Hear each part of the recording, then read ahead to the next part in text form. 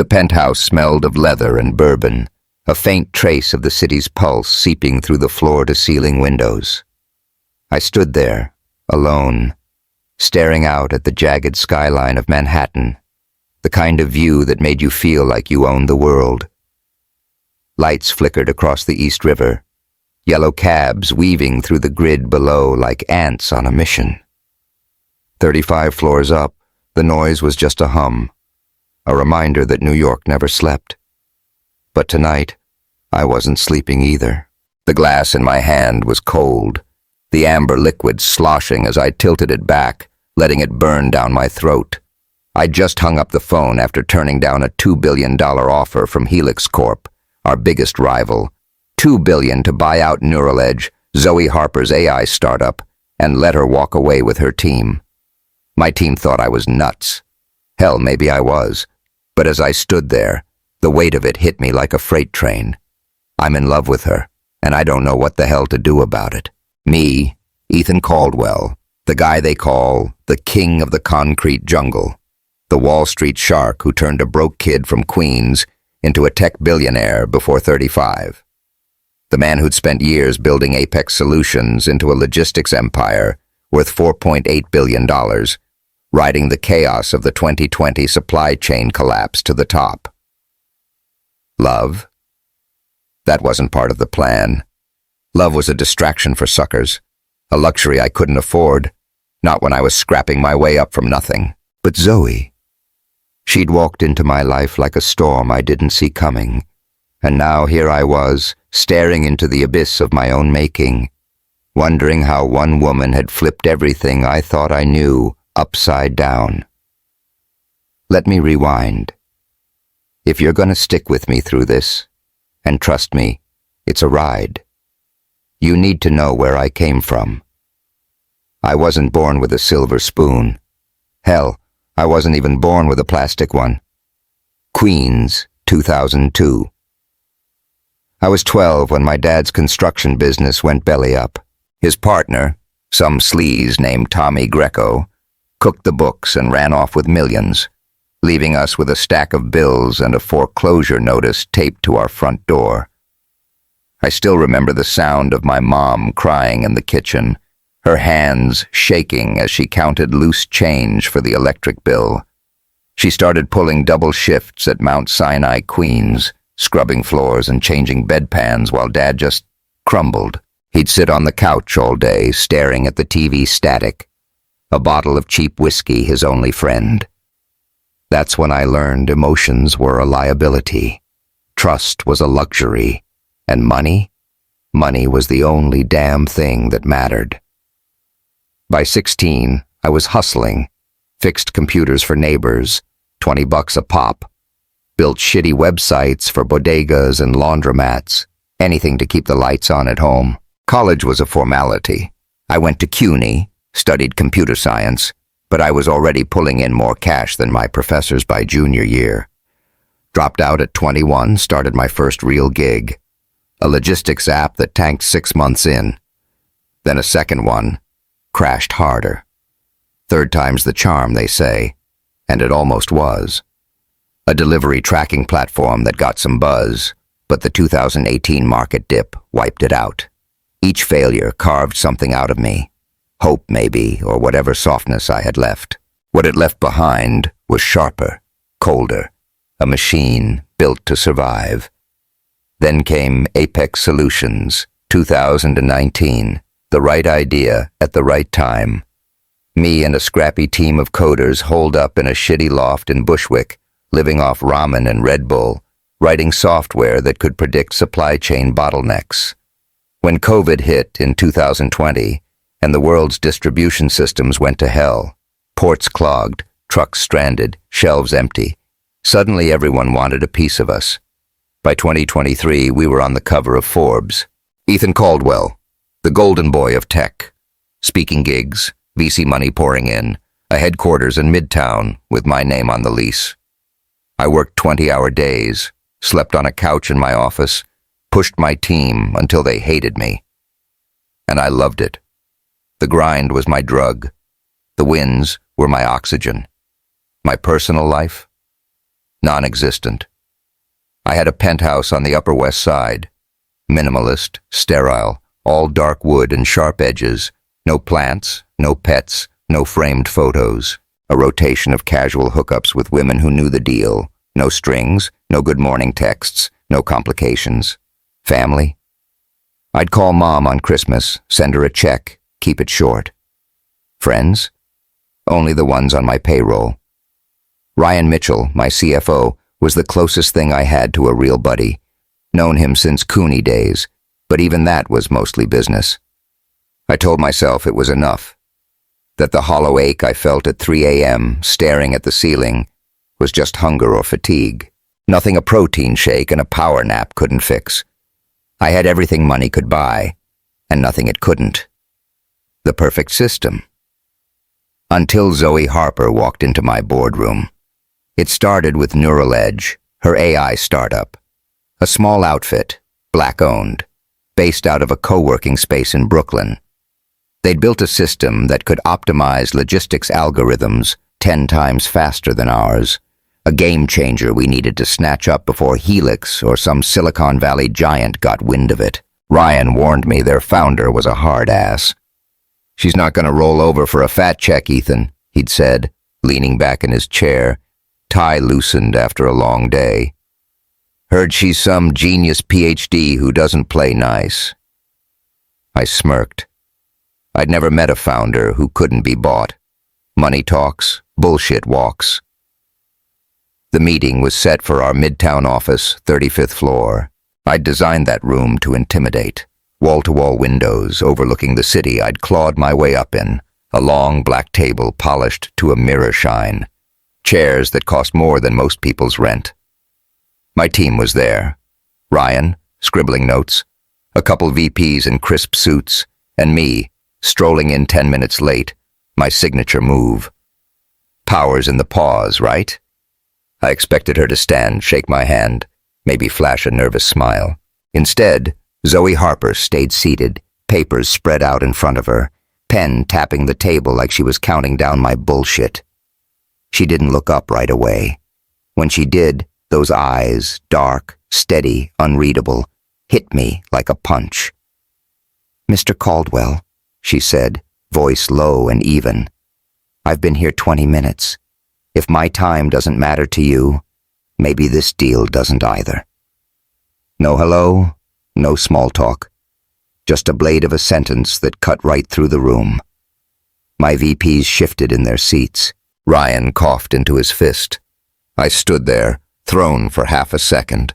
Me, the guy who never blinks, before sliding into my chair with a practiced grin. "Traffic," I lied, smoothing my tie. "Investors held me up. My apologies, Dr. Harper." She didn't buy it. Didn't smile either. Just flipped a page in her notes and said, "Let's get to it then." She was different. No flashy jewelry, no designer heels clicking for attention. Just a deep green suit that hugged her frame without trying too hard. Braided hair pulled back tight, and a presence that filled the room more than my tailored Tom Ford ever could. I'd prepped a number, a big one, figuring it'd dazzle her. "I've heard great things about Neural Edge," I started, leaning forward. "We're prepared to make this worth your while.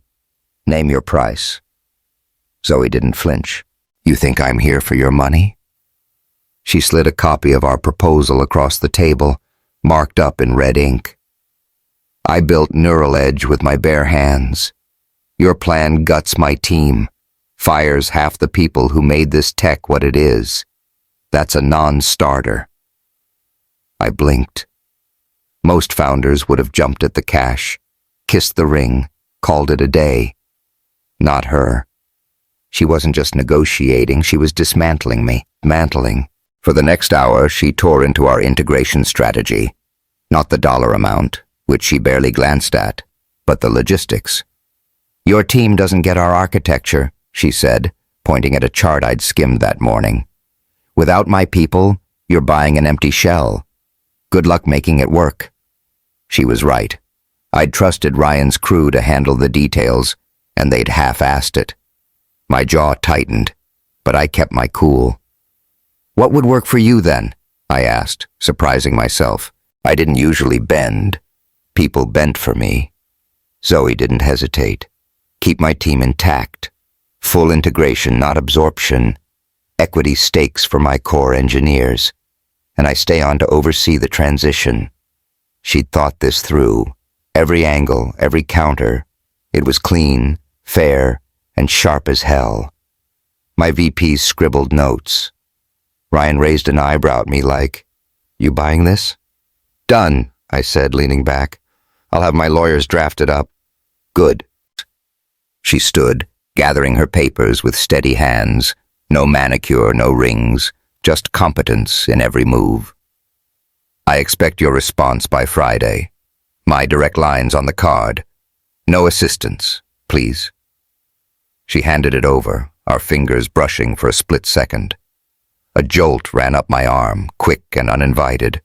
I nodded, watching her walk out, the click of her boots echoing in the silence she left behind. My team stared at me, shell-shocked. Nobody talked to me like that. Nobody set deadlines for me. Ryan broke the quiet first. "She's got balls. I'll give her that." "Yeah," I muttered, turning her card over in my hand. Dr. Zoe Harper, PhD, Neural Edge, a Brooklyn number. I told myself the buzz in my chest was professional respect. She was smart, brilliant even, a worthy opponent. That's why I couldn't stop thinking about her as the sun dipped below the skyline, why I paced my office that night instead of heading home, why I grabbed my phone at 9 p.m. and dialed her direct line. No prep, no script. "Harper," she answered, voice crisp despite the hour. "It's Ethan Caldwell. About your terms. Let's talk." A pause. Then, "Now?" "Yeah, now." I held my breath, waiting. "Fine," she said. "But I'm not coming back to Midtown. You've got my address. Figure it out." I hung up, grabbed my coat, and headed for the elevator, telling myself it was just business. But as the doors slid shut, my reflection stared back at me. A man who'd spent years building walls, now chasing a woman who didn't give a damn about them. How the hell did I get here? If you've ever had your life flipped by someone you never saw coming, stick around, hit that subscribe button, and drop your story in the comments. This is just the beginning. The elevator dinged at the 35th floor, and I stepped out into the sterile hum of Apex Solutions headquarters.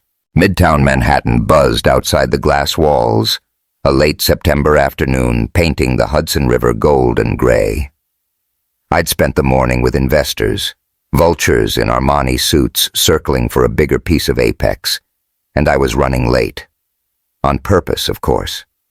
10 minutes late was my sweet spot, just enough to rattle whoever was waiting, remind them who held the cards. Today, it was Zoe Harper, the brains behind Neural Edge, sitting in my boardroom. I adjusted my tie. Tom Ford, charcoal, sharp as a blade, and smirked. She'd be on her toes by now, probably rehearsing her pitch. Easy money. The hallway smelled like coffee and ambition, the kind of place where deals were born and egos died. My assistant, a kid named Josh with a buzz cut and too much cologne, scrambled up from his desk as I passed. "They're all set in there, Mr. Caldwell. Been waiting since 2. "Good," I said, not breaking stride. "Let 'em sweat a little longer." I pushed open the double doors to the boardroom, expecting the usual. A nervous founder standing to greet me, maybe a handshake, a forced smile.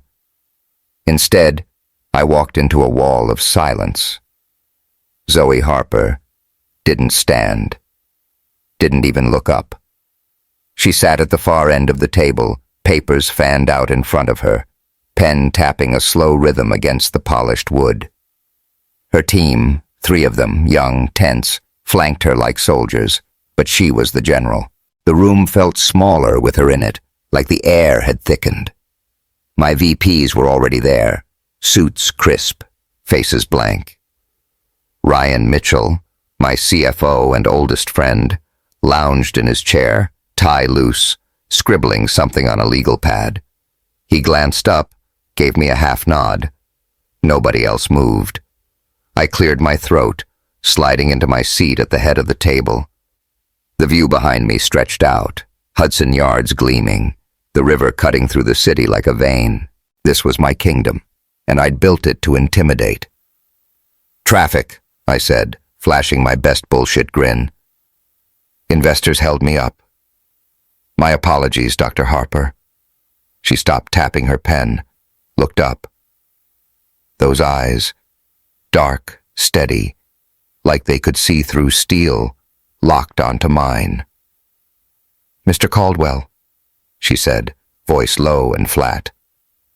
"I've been here 20 minutes. If my time doesn't matter to you, maybe this deal doesn't either."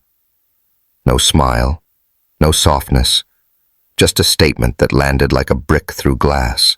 My grin faltered for half a second. Ryan coughed into his fist, hiding a smirk. The VPs shifted, papers rustling. Josh, hovering by the door, froze like a deer in headlights. I leaned back, forcing the grin wider. "Point taken. Let's get to it then." She didn't blink, just flipped open a folder, her movements precise, deliberate. She wore a deep green suit, simple, tailored, nothing flashy, but it hugged her frame in a way that made my $1,000 vest feel like overkill. Her hair was braided tight, pulled back, no stray strands, no distractions. No jewelry either, just a plain watch on her wrist, ticking away the seconds she'd already decided I'd wasted. I'd seen her bio, PhD from MIT, built neural edge from a grad school project into an AI powerhouse that could rewrite our logistics game. On paper, she was impressive. In person, she was a goddamn force. "I've heard great things about neural edge," I started, leaning forward, elbows on the table. "We're prepared to make this worth your while. Name your price." Zoe didn't flinch. Didn't even glance at the offer sheet my VP slid across the table. She pushed it back with one finger, like it was junk mail. "You think I'm here for your money?" she said, her tone sharp enough to cut. "I built Neural Edge with my bare hands. Your plan—" She tapped our proposal, marked up in red ink. "Guts my team. Fires half the people who made this tech what it is. That's a non-starter." The room went quiet, save for the faint hum of the AC. My VPs exchanged looks. Ryan stopped scribbling, eyebrow cocked like he was watching a train wreck in slow motion. I'd expected pushback. Every founder haggles. But not this. Not a flat-out rejection of the cash before we'd even talked numbers. I opened my mouth to counter, but she wasn't done. "Your integration strategy's a joke," she said, flipping to a chart I'd barely glanced at that morning. "You think you can plug our AI into your system and call it a day? Your team doesn't get our architecture. Without my people, you're buying an empty shell. Good luck making it work." She was right. I'd trusted Ryan's crew to crunch the details, and they'd half-assed it. My jaw tightened, but I kept my face neutral. Years of poker nights in Queens had taught me how to bluff through a bad hand. "We can adjust," I said, voice smooth. "Money's not the issue. Tell me what works for you." That threw her for a second. I saw it in the slight tilt of her head, the way her pen paused midair. She hadn't expected me to bend. Neither had I, if I'm honest.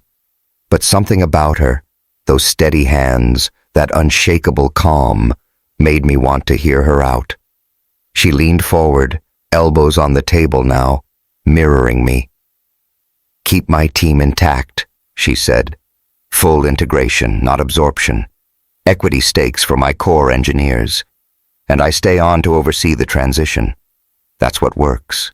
It was clean, fair, sharp as hell.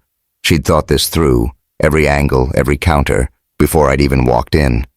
My VPs scribbled notes like mad. Ryan shot me a look. "You buying this?" I didn't look back.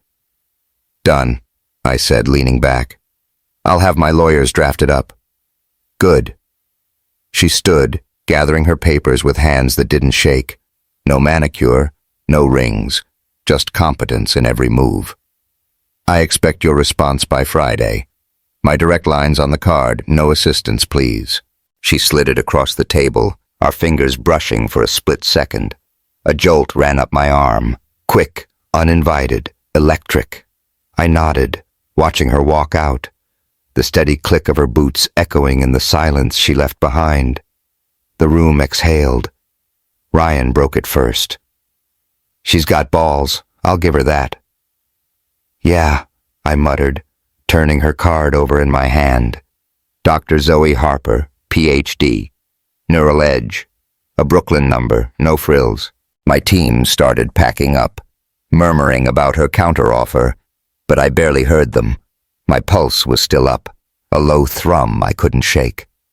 I told myself it was professional respect. She was smart, brilliant even, a worthy opponent. That's why her voice stuck in my head, why I kept replaying that moment her eyes met mine. Just business. Bullshit. By 9 p.m., I was still in my office, the city a sea of lights beyond the glass. The penthouse could wait. I hadn't been home in days anyway. The card sat on my desk, taunting me. I'd spent the afternoon digging into Neural Edge's specs, her team's resumes, anything to justify the buzz in my chest. It didn't help. She'd gotten under my skin, and I didn't know why. I grabbed my phone, dialed her direct line before I could talk myself out of it. No prep, no script, just a gut move. Harper, she answered, crisp despite the hour. I pictured her in some Brooklyn loft, papers spread out, maybe a glass of wine nearby. It's Ethan Caldwell. About your terms. Let's talk. A pause. I held my breath. Now?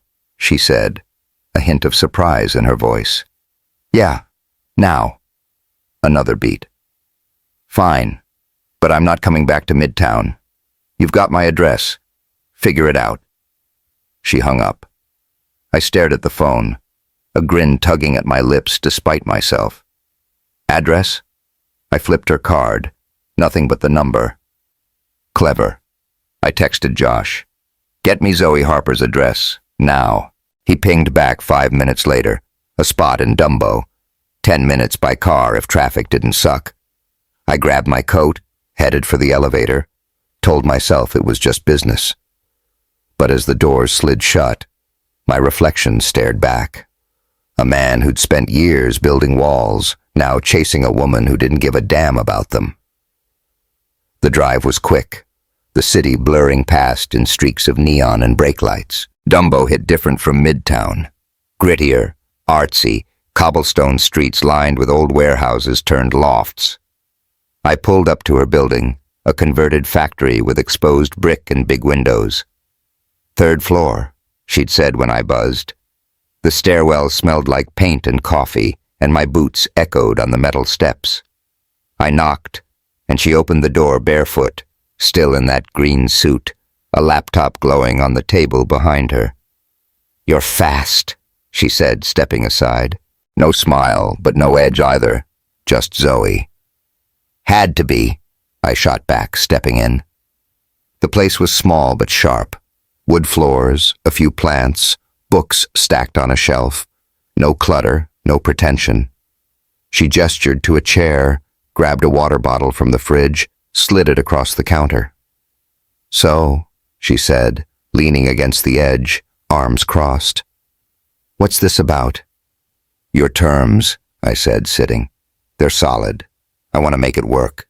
She studied me, eyes narrowing just enough to make me shift in my seat. Why the late-night house call, Caldwell?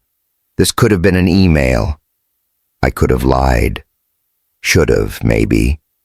But something about her pulled the truth out. Because I wanted to see you, I said, voice low. Her eyebrow ticked up, but she didn't flinch. You're not like anyone I've dealt with. I respect that. She didn't say anything for a long moment, just watched me. Then, good to know. Let's keep this professional, yeah? Yeah, I said, but the word felt hollow. She walked me through her counteroffer again. Details, timelines, numbers. Her voice steady, her hands moving like she was conducting something bigger than me. I nodded, asked questions, but half my brain was stuck on the way she leaned into her points, the faint scent of her shampoo, something citrusy, drifting across the table. When I left an hour later, the night air hit me like a slap, and I realized I was screwed, not because of the deal, because of her. The next few weeks were a blur of late nights and caffeine haze. Apex Solutions hummed like a machine on overdrive, the Neural Edge deal lighting a fire under everyone. I'd greenlit Zoe's terms, full team integration, equity stakes, her overseeing the transition, and the lawyers were hammering out the fine print. But I couldn't leave it at that. I insisted on handling the negotiations myself, diving into every meeting, every call, every damn email. Ryan noticed, of course. He always did. "You never oversee integrations this small," he said one evening, feet kicked up on my office couch, a beer in hand. The midtown skyline glittered beyond the glass, a cold October night settling over the city. "What's the deal, man? She's got you hooked or something?" I snorted, scrolling through a report on my laptop. "Robinson's AI has unique potential. We need this right." I didn't meet his eyes. Ryan knew me too well, back to our CUNY days when we'd split cheap pizza and dream about owning the world. He'd stuck with me through the flops, the wins, the grind that turned me into the king of the concrete jungle. But lately, his digs had an edge I couldn't ignore. "Uh-huh," he said, smirking. "Potential. Sure. Just don't let her play you, Ethan. She's a hard ass. Heard she's burned bigger fish than us." "She's not playing me," I snapped, sharper than I meant to. He raised an eyebrow, but let it drop, sipping his beer. I turned back to the screen, jaw tight. Truth was, I didn't know what Zoe was doing to me. Every meeting with her left me off balance. Her voice, her logic, the way she held her ground like she owned the damn room. It wasn't just business anymore, and that scared the shit out of me. Take the site visit to her Brooklyn office a week later. Neural Edge's HQ was a converted warehouse in Dumbo, exposed brick, high ceilings, a buzz of coders hunched over laptops. Zoe met me at the door, no suit today, just a black sweater and jeans that hugged her curves in a way I tried not to notice. "You didn't have to come," she said, leading me inside. "My CTO could have handled this." "Wanted to see it myself," I said, dodging the real reason. I couldn't stay away. She walked me through their setup, servers humming, whiteboards scrawled with equations I barely understood. Her team buzzed around her, tossing ideas, laughing at inside jokes. They adored her, I could tell, not out of fear, but loyalty. My own crew barely tolerated me, and that stung more than I'd admit. She paused by a desk, pointing out a photo pinned to a corkboard, her with an older woman in a cap and gown, both grinning at some graduation. "Your mom?" I asked, surprising myself with the question. Her eyes flicked to me, a flash of something. Surprise, maybe, before she nodded. "Yeah, she worked 2 jobs at Brooklyn Methodist to get me through school." "My mom was a nurse too," I said, the words slipping out. "Night shifts at Mount Sinai, Queens." Zoe's head tilted, studying me. "Pediatrics?" "Yeah, how'd you—" "Lucky guess." She smirked, just for a second, and it was like the room warmed up. Not a breakthrough, but a crack. Small, real. I wanted to push it, ask more, but she turned back to the tour, professional mask sliding back into place. Then there was Tara Nguyen, Zoe's assistant. 20-something, sharp, with a vibe that screamed ambition. She'd tagged along to a late-night session at Apex a few days later, poring over integration specs. The office was a ghost town by 11 p.m., Just me, Tara, and a flickering fluorescent light. She leaned over my desk, handing me a stack of printouts, her blouse tight enough to make it clear she wasn't here just for work. "You're always so serious," she said, voice low, a smile playing on her lips. "Let me help you unwind." Her perfume hit me, sweet, heavy, nothing like Zoe's clean citrus scent. She stepped closer, hips brushing the edge of my desk, eyes locked on mine. For a second, I pictured it. Her lips, her hands, a quick release to shake off the tension coiling in me. It'd be easy, no strings. But then Zoe's face flashed in my head, those steady eyes, that quiet strength, and Tara's offer turned sour. "Not interested," I said, voice cold. "Get back to work."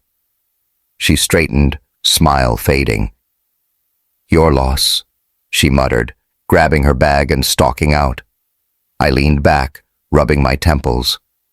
What the hell was wrong with me?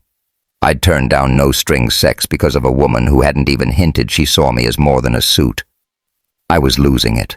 The real crack came a week later, in a meeting that went sideways fast.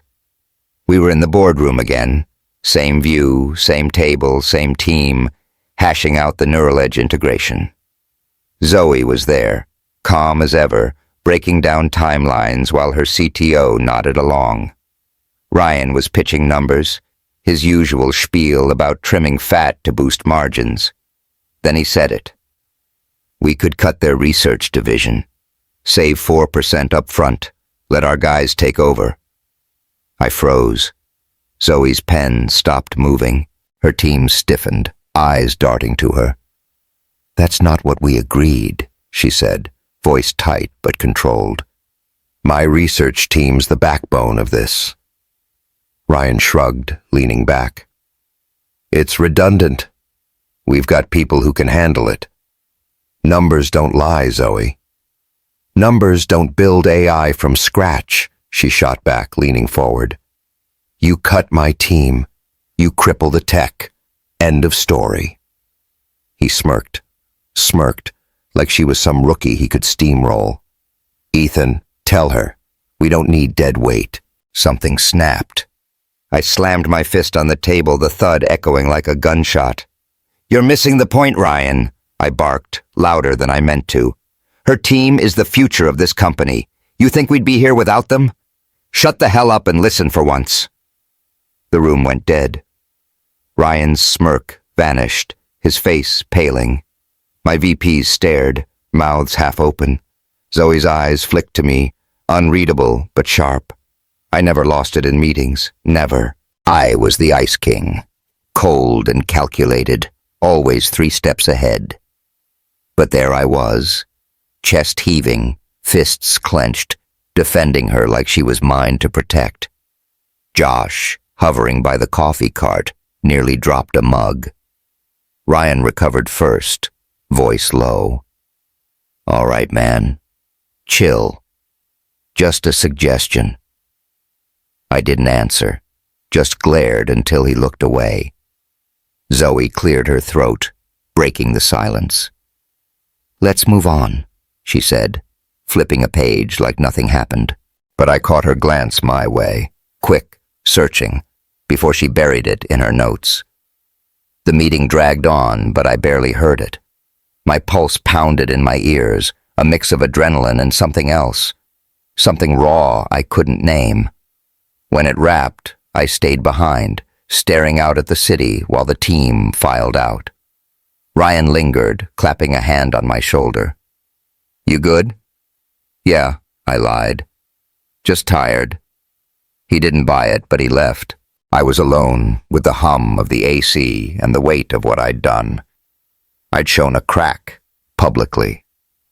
And it was because of her. She found me later, knocking on my office door as the sun dipped below the skyline.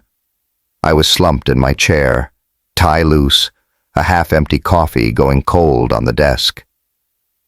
"Mind if I come in?" she asked, leaning against the frame. "Go ahead," I said, sitting up. She stepped inside, shutting the door with a soft click. The room felt smaller with her in it. "Why'd you fight for my team?" she said, cutting straight to it. "Those cuts would have bumped your margins. You don't strike me as the sentimental type." I didn't have an answer. Not a clean one. "Your research is the future of this company," I said, dodging. "That's it." She studied me, arms crossed. "Since when does Ethan Caldwell care about future potential over immediate profit?" I opened my mouth, closed it. Anything I said would have spilled too much. How I'd been replaying her voice in my head, how I'd turned down Tara because no one else measured up, how I'd lost my cool because the idea of her losing something she'd built pissed me off more than it should have. Instead, I pivoted. "Coffee," I said, standing. "There's a place downstairs. You in?" She didn't answer right away, just watched me with those eyes that saw too much. "This better not be a move, Caldwell," she said finally, a faint smirk tugging at her lips. "It's not," I lied again. "Just coffee." "Okay," she said, grabbing her bag. "But I'm not drinking anything that costs $18. I laughed, short, real, the first time in days. We headed for the elevator, the tension between us shifting, softening, but not breaking. Downstairs, the cafe was cramped. Chipped mugs, mismatched chairs, the smell of burnt espresso hanging in the air. We sat by the window, the city rumbling past, and for a minute it wasn't about Apex or Neural Edge. It was just us, two people with chipped mugs and a hell of a lot unsaid. But that crack? It was there now, and it wasn't going away. The air in my office smelled like stale coffee and stress. A late November chill seeping through the glass walls of Apex Solutions' Midtown headquarters. I'd been running on fumes for weeks. Too many late nights. Too many meetings with Zoe and her team. Too many moments where I caught myself staring at her longer than I should have. The Neural Edge integration was moving fast, her AI syncing with our systems like it was born to do it. My team was on edge, stretched thin, but I didn't care. I was obsessed, half with the tech, half with her. And it was starting to show. Ryan cornered me that morning, leaning against my desk with a smirk that didn't reach his eyes. "You're pushing too hard, man," he said, flipping through a stack of reports. "The crew's burned out. Even Zoe's people are grumbling." "They'll live," I said, not looking up from my laptop. "This is how we win." He snorted. "Yeah, until someone screws up. You're riding the edge, Ethan." I ignored him. He was right, I knew it. But stopping wasn't an option. Apex was my machine, and I'd keep it humming even if it killed me. That's how it had always been. Grind until you break, then grind some more.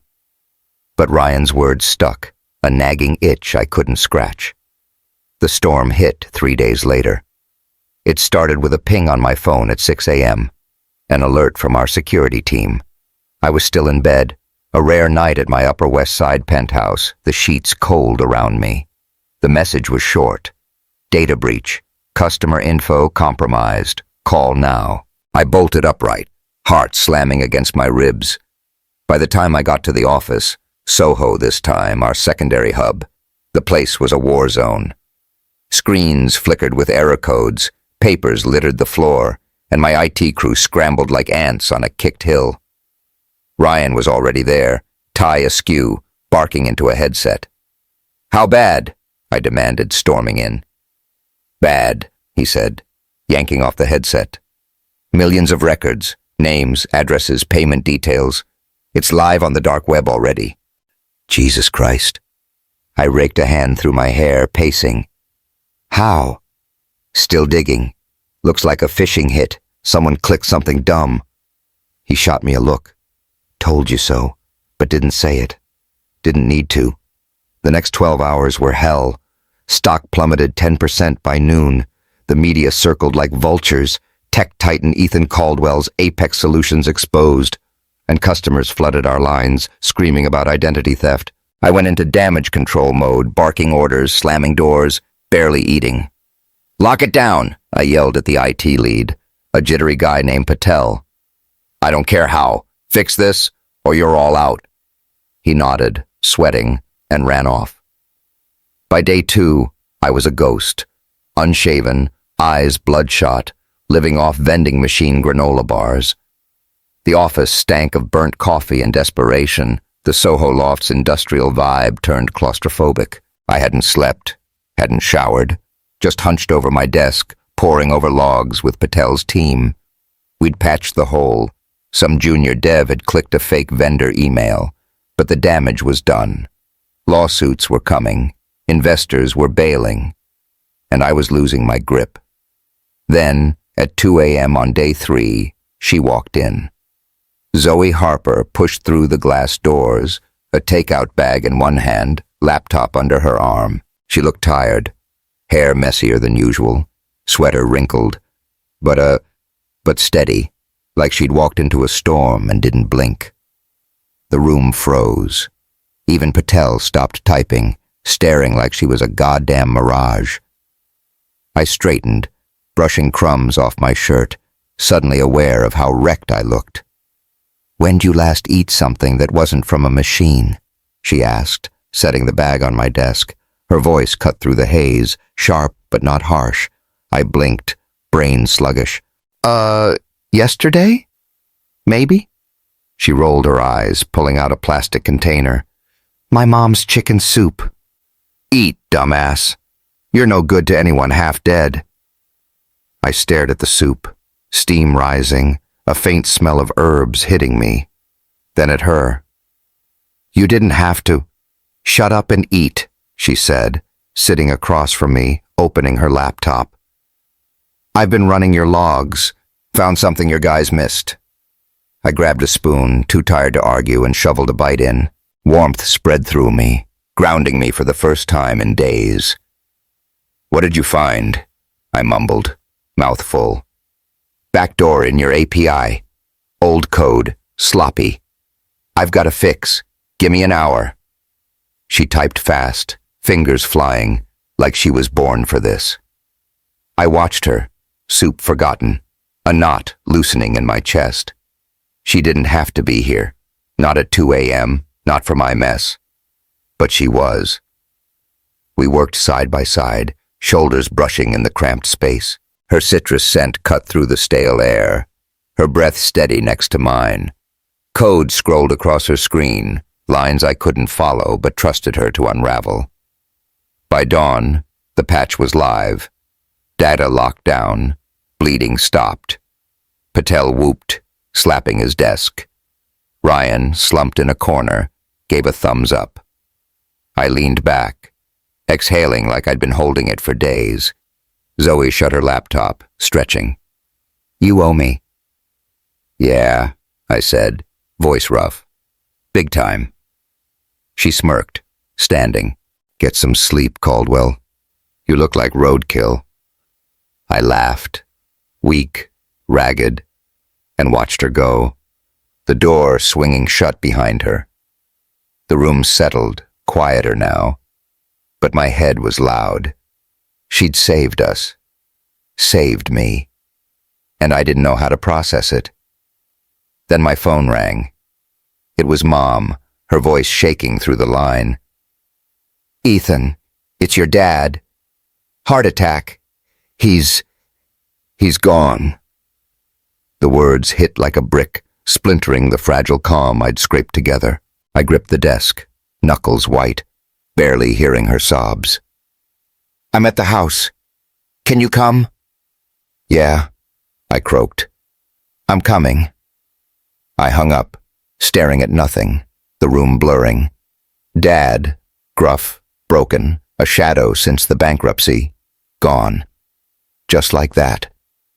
I didn't move, didn't breathe, until Zoe's voice cut through again. She'd come back, phone in hand, eyes wide. "Ethan, what's wrong?" "My dad," I said, voice cracking. "He's dead." She didn't hesitate, took the phone, dialed someone, her driver, I guessed, then grabbed my arm. "Come on, I've got you." "I don't need," I started, but she cut me off. "Shut up, Ethan. For once, let someone help you."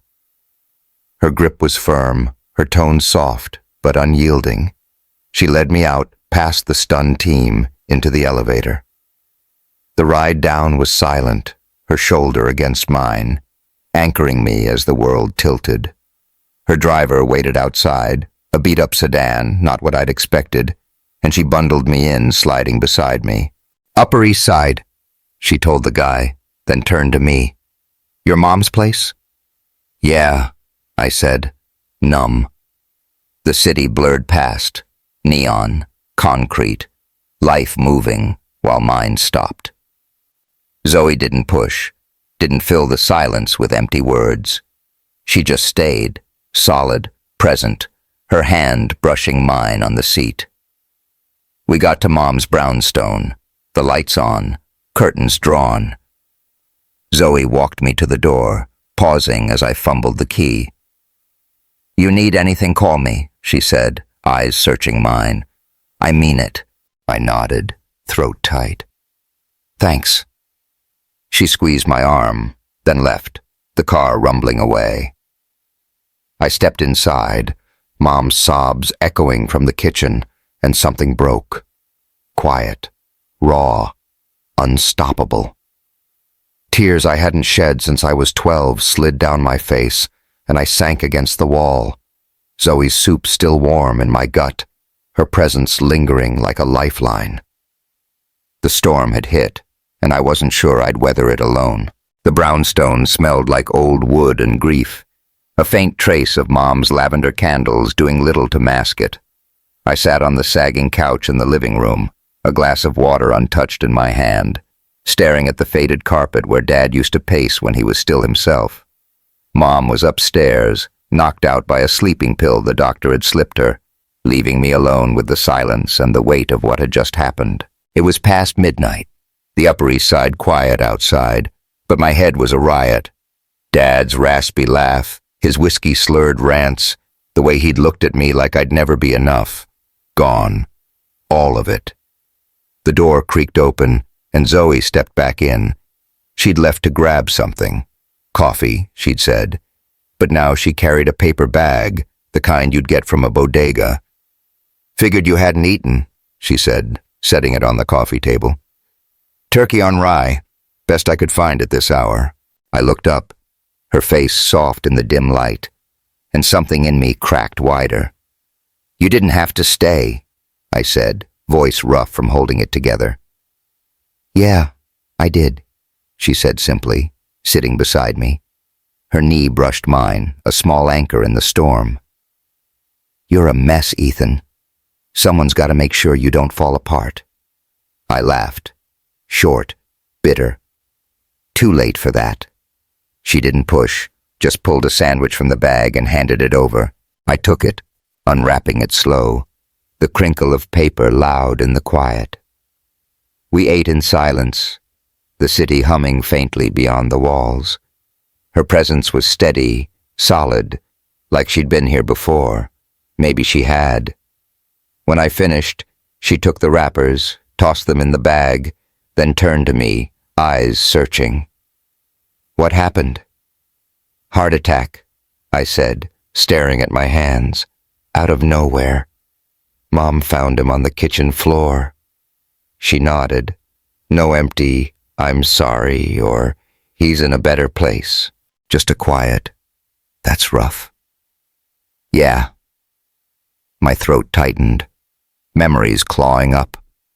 Dad teaching me to ride a bike, then yelling when I crashed, him losing it all when I was 12, turning into a shell I couldn't reach.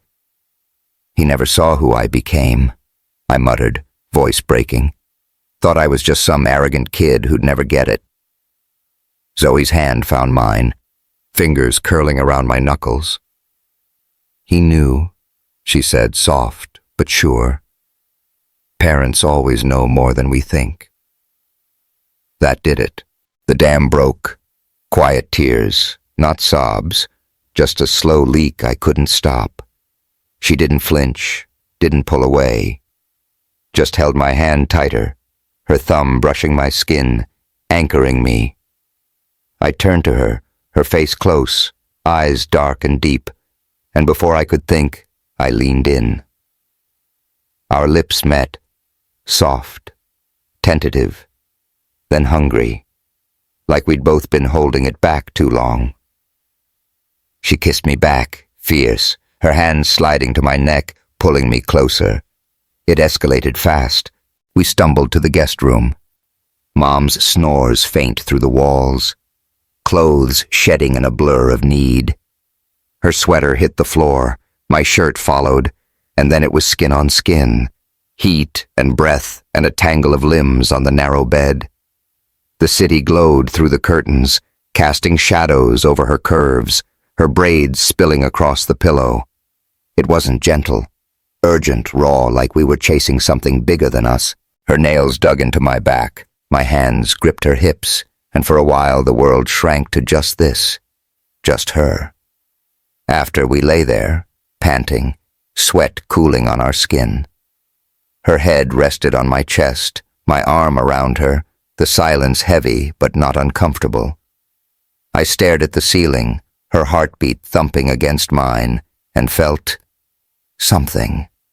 Not just the afterglow, something deeper, terrifying. I'd let her in, all the way in, and it hit me like a freight train. I was exposed. Morning came too fast. Sunlight sliced through the blinds, and I woke to an empty bed. Zoe was gone. A note on the pillow scribbled in her sharp handwriting. "Call me when you're ready to be real." My stomach dropped. I sat up, head pounding, the night replaying in flashes, her lips, her hands, the way I'd broken down. Panic clawed up my throat. I'd shown too much. Weakness, need, everything I'd spent years burying. This wasn't me. This wasn't safe. I pulled away hard. Didn't call her. Didn't text. Buried myself in funeral plans. Black suit, stiff handshake, Mom's quiet tears at the service. Zoe sent a message. "Thinking of you. Here if you need me." But I left it on red. 2 weeks, I avoided her beyond the bare minimum for work, sticking to emails, letting my team handle neural edge updates. I told myself it was for the best. Walls up, heart down. That's how I survived. Then I overcorrected. Hooked up with a model, blonde, leggy, all surface, after a charity gala in Tribeca. Made sure the paparazzi caught us leaving together, her arm looped through mine, flashbulbs popping. It hit the tabloids the next day. Tech king Ethan Caldwell's hot new flame. I scrolled the headlines in my penthouse, the city gray and cold outside, and felt nothing. No thrill, no relief, just a hollow ache that tasted like regret. She wasn't Zoe. Nobody was. The real blow came mid-December, a board meeting, routine stuff, until Ryan dropped the bomb.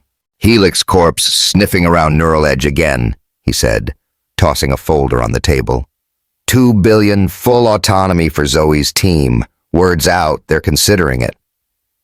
I froze, coffee halfway to my mouth. "What?" "Yeah," he said, leaning back. "Guess your little outburst didn't lock her down as tight as you thought." The room spun. $2 billion, triple our offer.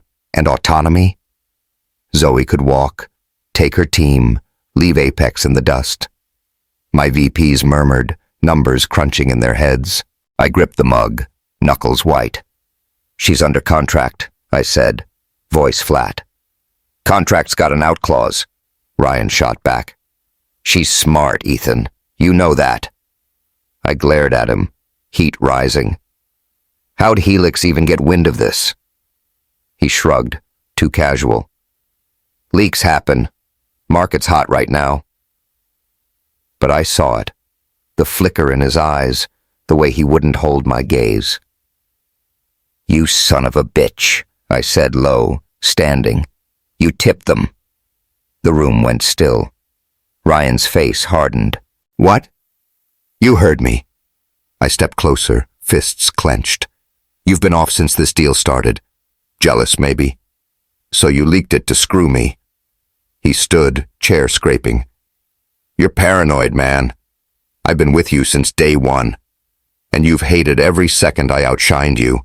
I cut in. Don't lie to me, Ryan. He stared, jaw tight, then broke. Fine, he spat. I tipped them, not to screw you, to wake you up.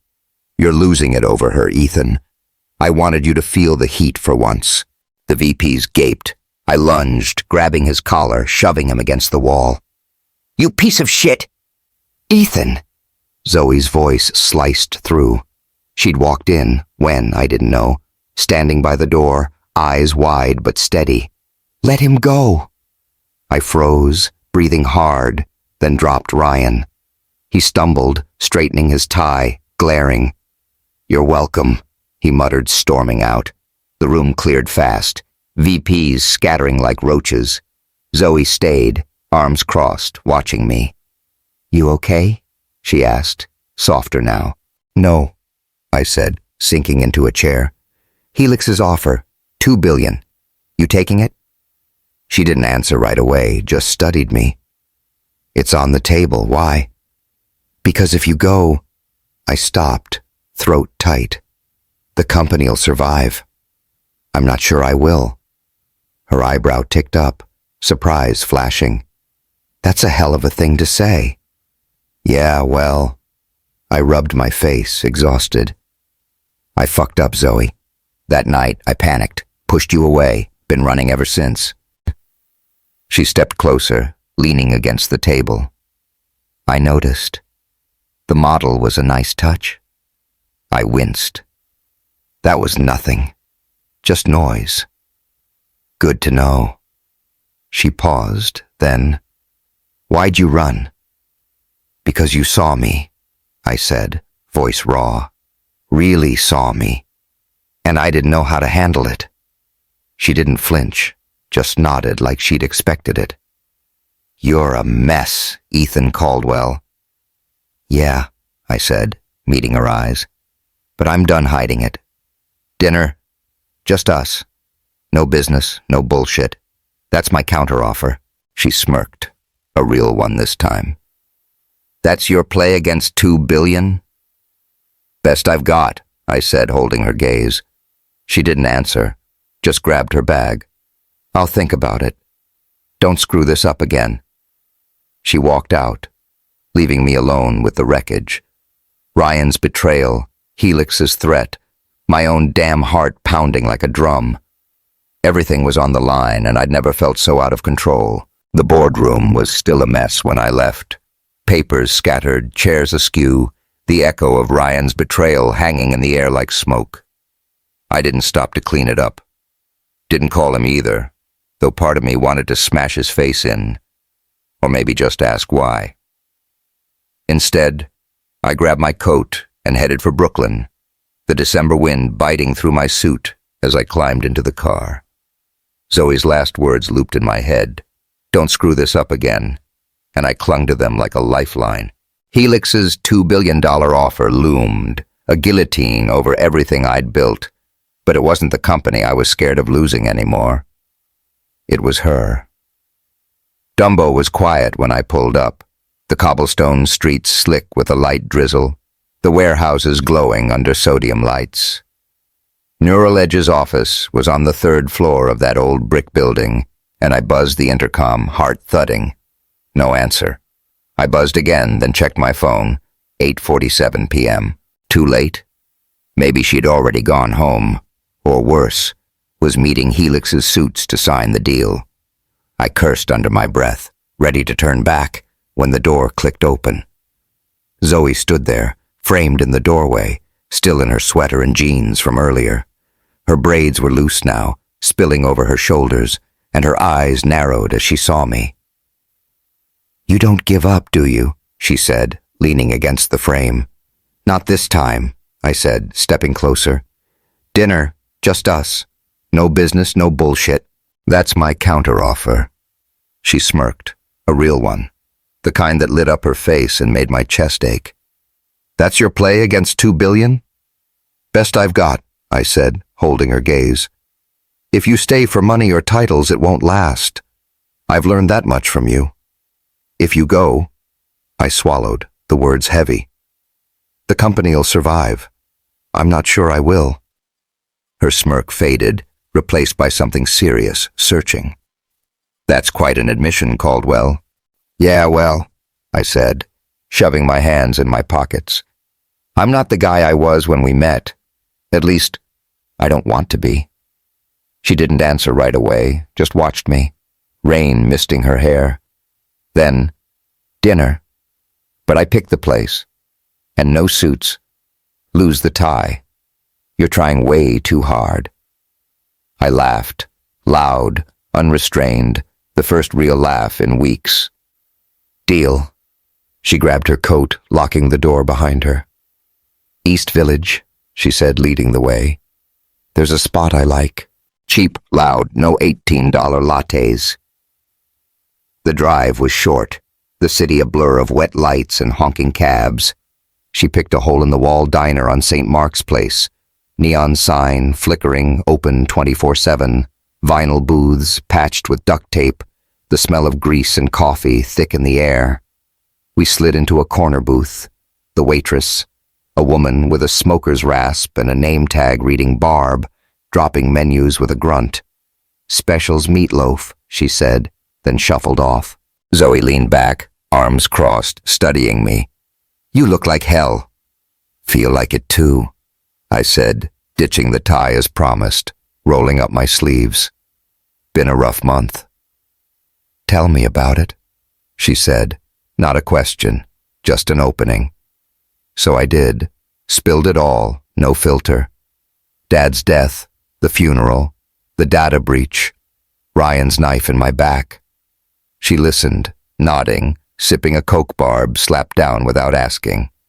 When I got to the model, the tabloid stunt, she raised an eyebrow. Classy, she said, dry as hell. Yeah, well, I muttered, rubbing my neck. Stupidest thing I've done in a while. Good to know your bar's that low, she shot back. But there was a grin in it, small but real. Barb dropped 2 plates, burgers, fries, nothing fancy. And we dug in, the tension easing with every bite. She asked about me, not Apex, not the deal, but me, what I read, tech journals, sometimes shitty sci-fi, why I started the company, to prove I could, what I wanted beyond the next win, no clue until now. I asked her the same, and she opened up, slow, careful, but real. Mom raised me alone, she said, pushing a fry around her plate. Dad split when I was 5. She worked doubles at the hospital, still showed up to every science fair, pushed me to MIT when I wanted to quit. Sounds like a badass, I said. She was, Zoe said, a flicker of pride in her eyes. Died 2 years ago. Cancer. Shit, I said soft. I'm sorry. She shrugged, but her jaw tightened. Keeps me going. Neural edge. It's hers as much as mine. We talked for hours, about her fears, failing her team, her dreams, tech that actually helps people, her irritating habit of overanalyzing everything. I told her about my scars, queens, the flops, the nights I'd wake up gasping, sure I'd lose it all again. My terrible taste in music, 90s pop, Backstreet Boys on repeat, made her laugh so hard she snorted coke through her nose, and I couldn't stop grinning. You're a disaster, she said, wiping her eyes. Takes one to know one, I shot back, and she kicked me under the table, light but enough to sting. Barb kicked us out at midnight. Closing early, lovebirds. And we stepped into the drizzle, the street alive with bar hoppers and cabs. Zoe stopped, turning to me, hands in her pockets. So, she said, you gonna ask about Helix? I tensed, the question I'd dodged all night. Yeah, you taking it? She tilted her head, rain catching in her lashes. It's a damn good offer. Full control, double the cash. Hard to say no. My stomach sank, but I nodded. Can't blame you. But, she said, stepping closer, I've been burned before. Partner at my first startup. Guy I trusted, loved even. He sold us out to a VC, took the payout, left me with nothing. Took years to rebuild. I stared, pieces clicking. That's why you're so hard on this deal. Yeah, she said, voice low. I don't trust easy, Ethan. Money's nice, but it's not enough. What is? I asked, barely breathing.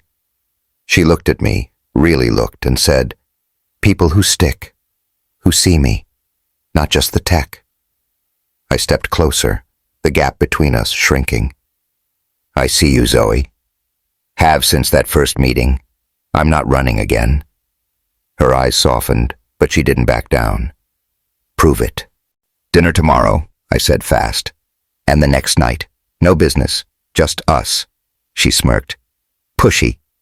Persistent, I corrected, grinning. Okay, she said after a beat. But I pick again. And Ethan, lose the whole Wall Street vibe. You're not impressing anyone. I laughed, loud and free, rain soaking my shirt. Yes, ma'am. She turned to go, then stopped, looking back. And Jason? Yeah? I'm not saying I'm staying yet, but I'm not gone. That was enough. For now. I watched her disappear into the night, my chest lighter than it had been in years. 6 months later, Zoe took a hybrid deal. Partnered Neural Edge with Apex, not a buyout, but a collab that kept her team intact and gave us both room to grow. Helix backed off, licking their wounds. Ryan apologized, begrudgingly, and I kept him on, though the trust was cracked. Mom started smiling again, even dragged me to a grief group she swore by. As for me and Zoe, we're writing it day by day. It's not perfect. I still work too much. She still calls me out when I slip into old habits. But it's real. That first dinner stretched into a second, then a third. Long nights talking about everything but work. Her love for jazz, my secret stash of comic books, the way she hums when she's thinking. I learned her quirks, how she hates socks with patterns, how she'll fight to the death over the last fry. She learned mine, my OCD with desk alignment, my dumb fear of heights I'll never admit out loud. We fight, we laugh, we figure it out. Last week, she dragged me to a dive bar in Harlem, made me dance to some sax solo until I tripped over my own feet, and she laughed so hard she cried. I kissed her right there, tasting salt and beer, and knew I'd never trade this for anything. I used to think vulnerability was weakness, that emotions were a liability, that love was a distraction from the grind. I was wrong. Finding Zoe didn't tear down my kingdom. It gave it a pulse. If you've ever built walls around your heart, convinced yourself success means going it alone, let this be your nudge. The right person, the one who sees through your crap, who challenges you to be better, makes the wins sweeter and the losses bearable. For me, that's Zoe Harper, the queen who thawed the concrete jungle's king. From ice to fire. What's your transformation story? Subscribe for more and drop it in the comments.